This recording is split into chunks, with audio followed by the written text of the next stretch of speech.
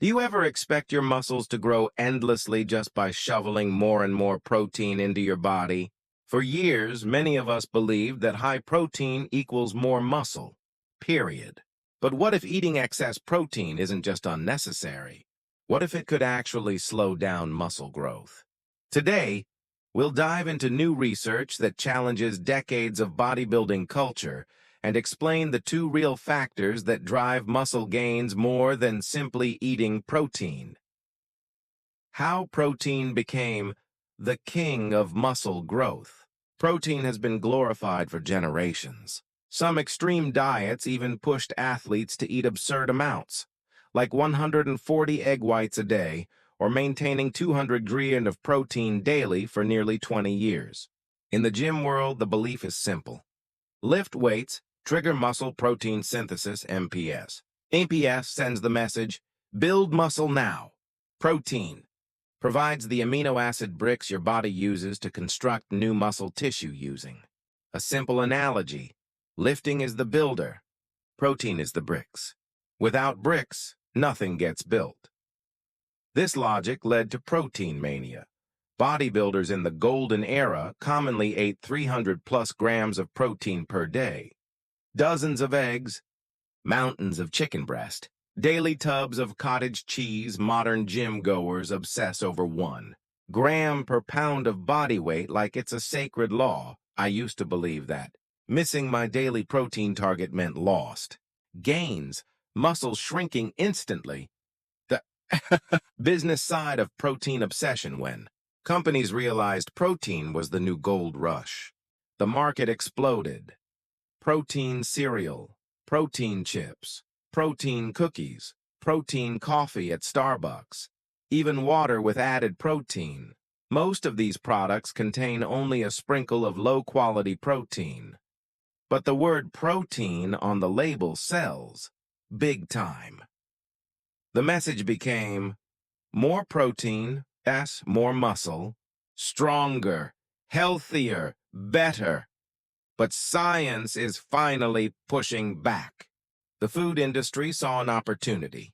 Slap high protein on the label, increase the price by 20% or more, and people would buy it without hesitation. The marketing worked perfectly. But here's where the story takes a surprising turn. A team of the world's leading protein researchers decided to answer a simple but critical question. How much extra muscle does extra protein actually build? To find out, they didn't just rely on 1 or 2 studies. Instead, they collected every long-term muscle growth study available, 62 studies in total, all involving resistance training and different protein intakes. Then they plotted all the results together on a graph, x-axis horizontal, protein intake, y-axis vertical, amount of muscle gained. Everyone expected a clear pattern. More protein, more muscle. But what they found shocked even them. The reality hidden in the data take. One study where participants consumed what many lifters consider low protein, 0.45 g protein per pound of body weight. For a 180 lb 82 kilos person, or 82 grams day, roughly 2 chicken breasts. Despite the modest intake, participants still built a solid amount of muscle.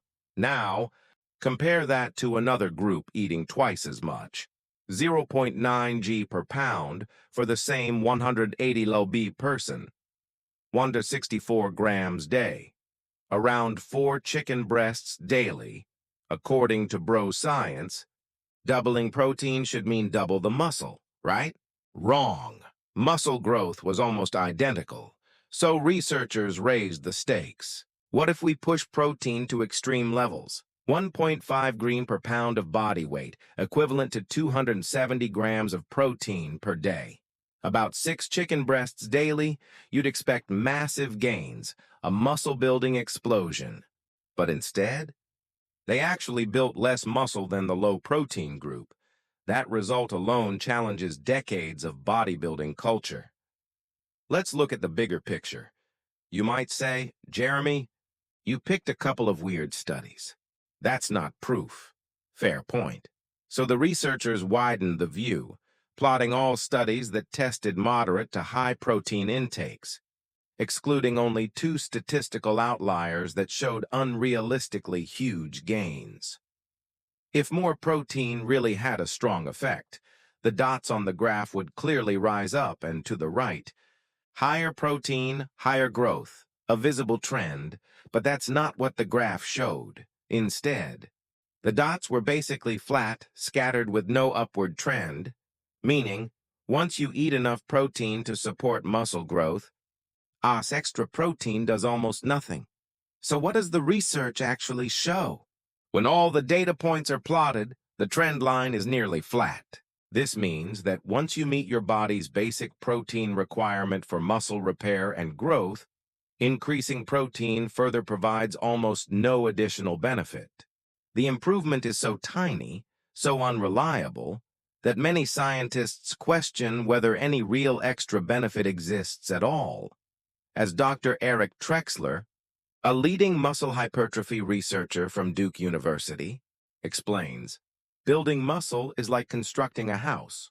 Protein gives you the bricks, but having more bricks than the blueprint requires won't magically give you a bigger house. You just end up with leftover bricks, and eventually, you have to haul them away, wasting time and energy. The metaphor is simple. Enough bricks, house gets built. Too many bricks, useless, even inconvenient, from theory to the real world. A pro bodybuilder's experiment, but graphs and statistics are one thing. What about real lifters? Real muscle? Imagine convincing a professional natural bodybuilder to cut his protein intake in half, quit meat, eggs, and fish. Get all protein from plants only, most gym-goers would assume his muscles would melt away, yet that's exactly what pro-natural bodybuilder Alex Leonidas did, starting 2.5 years ago before, 200-gram protein day, mostly from animal sources now, as low as 90-gram protein a day, 100% plant-based, and his results? I've noticed absolutely nothing. Recovery. Unchanged strength. Unchanged muscle size. Unchanged. Progressive overload. Still improving like always. Documentation. Daily training logs since 2020, he even tested both extremes. At 220 G day while at extremely low body fat versus 120 G day, 100 grams less outcome. I'm just as strong as I've ever been. His numbers speak loudly. 405 lb, 184 kg, bench press at 181 lbs, 82 kg. Body weight elite level strength, maintained on lower protein. So, how far can you really go on low protein? Alex is living proof that, even at plant-based, lower than bro science levels, muscle can be maximized. What matters most isn't stuffing yourself with more and more protein. The body has a limit to how much protein it can use for muscle. This challenges the core belief that the gym world has pushed for decades. With his drastically reduced protein diet, Alex has proven something remarkable. You can go surprisingly far with much less protein than most people think, and he's not alone. As he mentioned, other respected lifters like Brian Borenstein and several evidence-based coaches are now lowering their protein intake into the same range and seeing no negative impact. The bonus? Less stress, less money spent on overpriced protein, same muscle and strength. So now the big question becomes, if protein isn't the magic key we thought it was, then what actually drives muscle growth? Let's look at the science. Clue number 1. Protein without training, out zero muscle in one study. Group 1 doubled protein to 140 days day. Group 2 stayed at 70 G day. Neither group lifted weights after 8 weeks. No muscle growth, no strength increases, just more expensive. PY. Because without a training signal, the body has no reason to build more muscle no matter how much protein you eat. Clue number 2. Training can build muscle even with very low protein. Another study focused on people with kidney issues who had to follow extremely low-protein diets. 50-gram protein day according to Bro Logic. Muscle gain should be impossible. Yet in the group that started resistance training, muscle size increased over 20%. Strength improved over 30%. Even with protein levels most lifters would call dangerously low, the body still built muscle because it had the training stimulus. Clue number 3. Calories and training matter more than protein. Let's talk about diet composition. In a fascinating experiment, researchers split trained lifters into 3 groups. Group diet training, and no extra calories. Same lifting program, B plus 2,000 calories day, mostly carbs, C plus 2,000 calories day, but with 82 g of protein included. After 8 weeks, both Group B and Group C built about the same amount of muscle. Only Group A, no calorie surplus, saw minimal growth. That means extra energy drove muscle growth. Not the extra protein, or in simple terms, a bowl of rice. Plus hard training can build as much muscle as a protein shake. Plus hard training, because the real fuel for muscle growth is progressive overload, plus enough calories.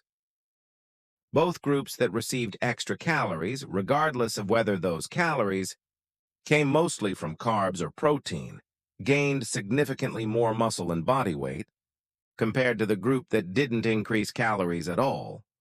But here's the real shocker. The carb-only group gained just as much muscle as the high-protein group, which leads to a powerful conclusion. It wasn't the extra protein building muscle. It was the extra calories providing energy for growth. This pattern also holds true when we flip the situation. When calories go down, muscle loss.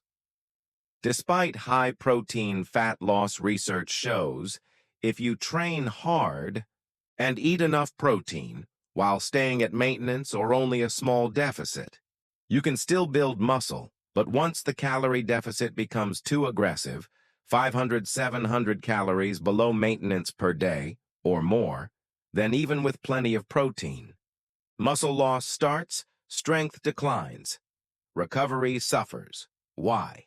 The body simply doesn't have enough energy to support muscle growth. Protein can't override calorie economics. The real muscle-building priorities. When we combine all the research, the truth becomes crystal clear. Number 1, hard, progressive training. This is the primary signal that tells the body, grow more muscle. 2, enough calories, adequate energy is the fuel that makes growth actually happen. Number 3, protein, support role, important, but only to the point where the body can use it. Once you hit that point, extra protein adds no extra muscle, and sometimes it can even make things worse. How too much protein can backfire. Problem 1. It reduces appetite. Protein is the most satiating macronutrient, the most energy-intensive to digest. If you're a hard gainer, high protein, you feel too full. You fail to eat enough calories. You stall growth plus. There's the digestive distress, bloating, discomfort, and an ahem gas explosion. Neither you nor your friends will enjoy that. Problem 2, it wastes your money. Example, you only need double 100 g of protein day, but you chase the gym bro standard and eat 200 g a day. That extra pause 100 g builds no extra muscle, gets burned as energy or excreted if that extra protein comes from chicken breast. Extra cost, $5 per day over a year. Find $25 spent for 0 added gains. Meanwhile, those calories could have come from cheaper, easier to eat carbs, which would actually help muscle growth. Key takeaway, it's not about eating more protein. It's about eating smart for performance and recovery. And think about this from a practical standpoint.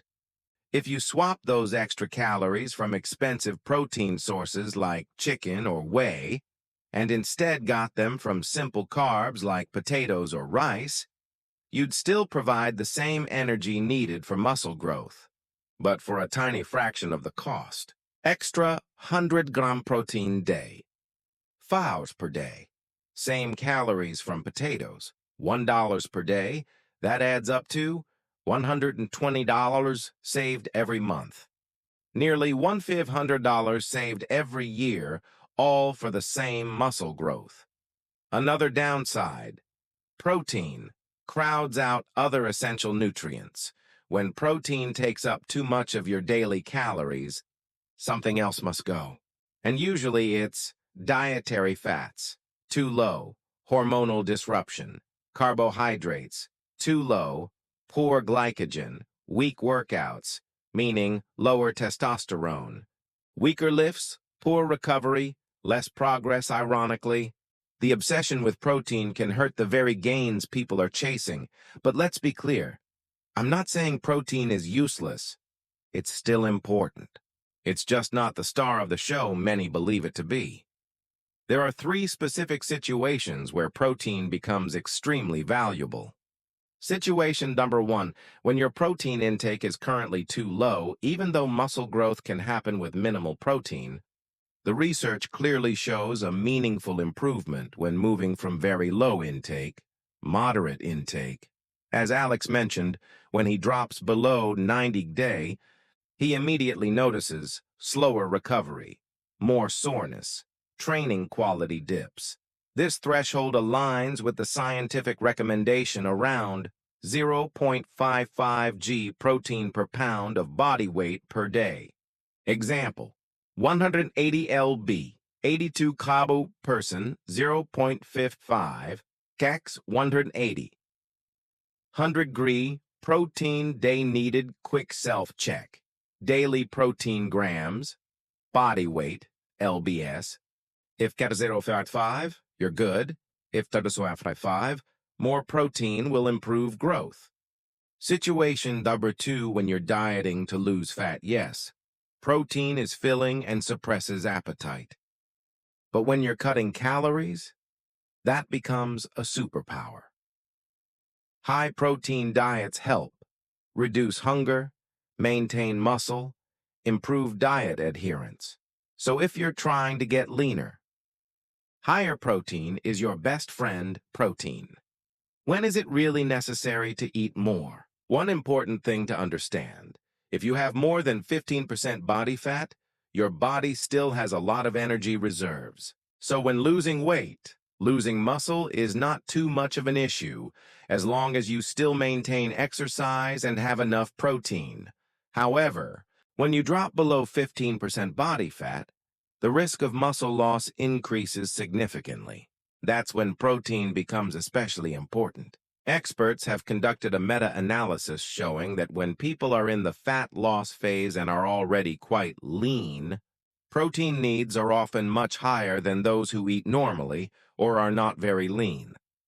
Third reason, psychological factors and food preferences. It's not just science that determines how much protein you need. Eating habits and preferences also play a role. For example, Filipinos like me often feel like a meal is incomplete without a protein-rich food to go with rice. This is why I still take whey protein every day. Not because I think it's a miracle cure, but because convenient and fast, delicious. Just 1 scoop has 30 grams of protein. While this video is by no means a perfect advertisement for the whey brand I sell, I actually use it every day. So how much protein do you need to eat? Here are guidelines based on the latest scientific analysis and suitable for the majority of exercisers. Target level recommended protein. Intake benefit almost maximum optimization Dr. Maas on 5.5. 0.63 g protein, lb body weight, enough to effectively gain muscle for most people, almost certainly. Maximum 0.64, 0.72 gra, lb sure to maximize muscle recovery and growth, reduce body fat below 15% or want to be sure you're 0.73. 1G LB optimal muscle retention while cutting deep fat. For example, a person weighing 160 72, 73 kilograms should optimal level 88. One higher, to be sure. 102. 115 dri if cutting down very lean. 117 easy prot bread D. Peanut butter. All contribute to the for example. Just one whey plus 2 meal will give you 50 growler protein. So many people are actually eating. Just adding one whey product per day is enough to hit the target. Personal experience, I used to eat H because I thought about 0V. No difference in muscle gain, T, easier to digest. No more feeling of protein deficiency panic when traveling. Now you only need one whey plus conclude. Before, get out your calculator and see how much you really need, or use an app like Built with Science Plus. It automatically, if you want, calculates your exact protein intake based on your weight, percent fat and goals, meal plans, component suggestions you want, gain muscle, lose fat, gain muscle and lose fat, recomp, choose.